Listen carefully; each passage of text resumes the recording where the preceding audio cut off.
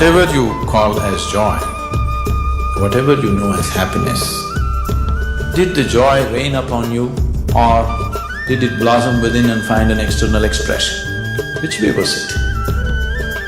It always came from within, isn't it so? Have you noticed at a certain moment when you're very happy, just walking is celebration?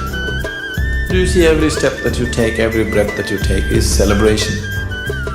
So the question is not about what you're drinking, what you're eating, what kind of atmosphere you're in. You're joyful. It's the inner atmosphere which decides the celebration, not the external. If you're happy, life is celebration, isn't it? That's how it should be.